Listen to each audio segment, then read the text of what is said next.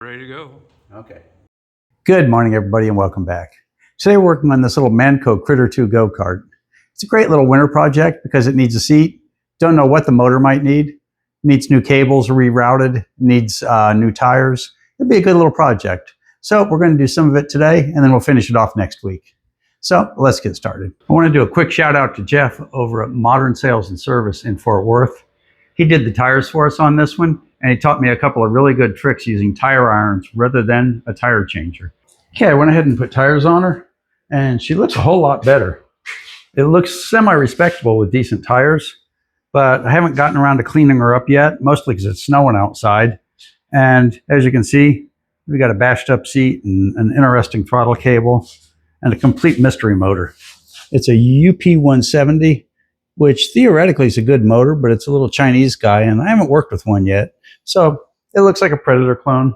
Let's go ahead and do the standard stuff to it. We'll go ahead and clean the carburetor and clean the gas tank out and see if we can get this motor running.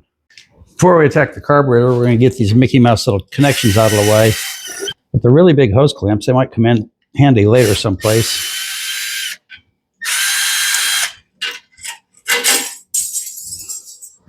And I got another one up here.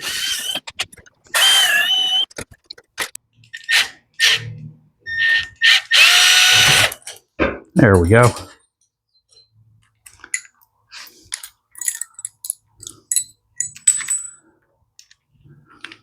So let's get this out of here. I'll try to find something nice to bolt up here to get rid of those holes. So let's head to the back. Now the spring feels a little bit loose, but that's okay. Let's get our handy 10mm and pull the carb off real quick, see what she looks like.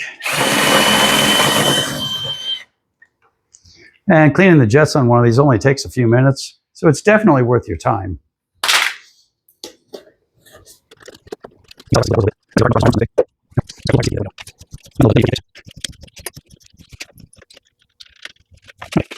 Let's see if she'll come off. And we can get a look underneath. There we go.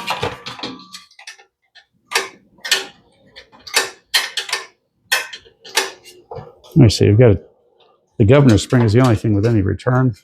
We'll probably add another spring here just to get a little bit more positive return. I believe there's normally one in here someplace. But that's not here nor there. Let's get this off and see what she looks like inside. Boy, you could just feel everything go crunch when you pull this thing apart. Let's save the front gasket. I'll be amazed if there's anything in this gas tank. I can see it's got a clear fuel line, and I don't think that's actually a fuel line. That's probably out of a fish tank or something. But in any case, we're going to put a new one on.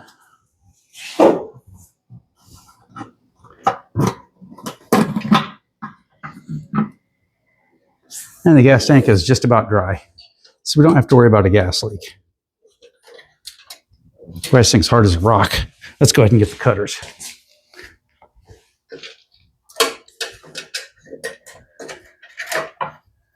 Huh. Boy, whoever did this didn't like their children. That thing would get you killed.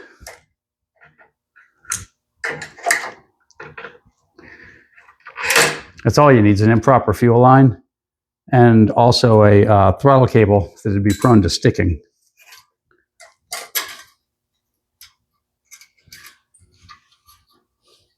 And I'm hoping the inside of the carburetor is not as rusty as the outside is.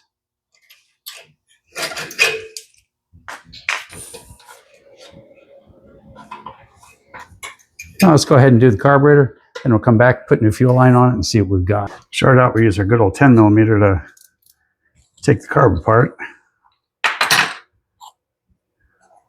don't think I've ever bought a Predator carburetor. But I'm going to this time. If you look at all the rust and everything in this, that's not worth bothering with. So it usually means the rest of the carburetor is going to be sticky and leaky, and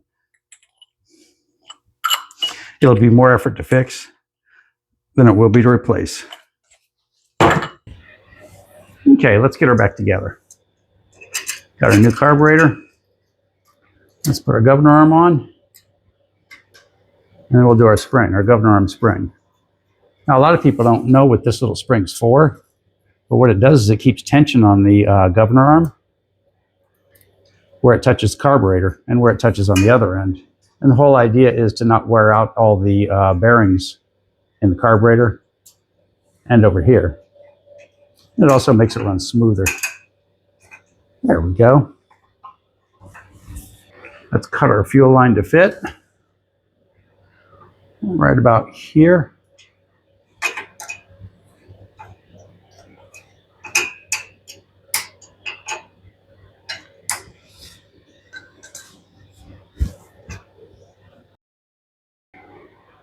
There she is. Seems like everything's under my knees today.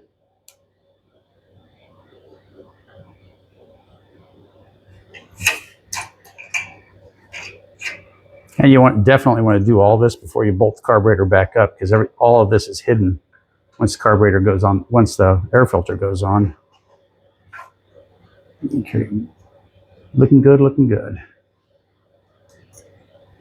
Let's slide our clip on, right about there. Let's put our airbox on, put some gas in it. Let's put our front gasket on. There we go. Now let's worry about that.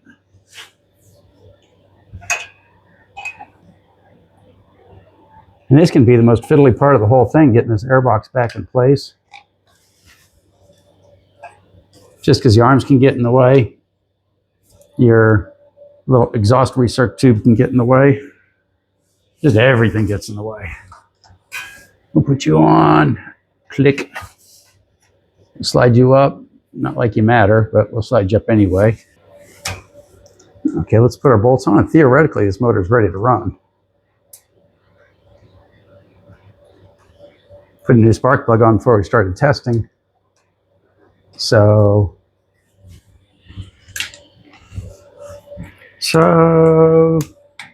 this should be it.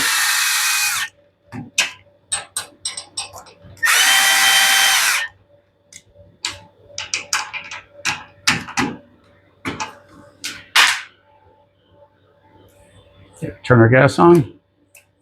Choke's working correctly. Let's put some gas in there and see what we've got.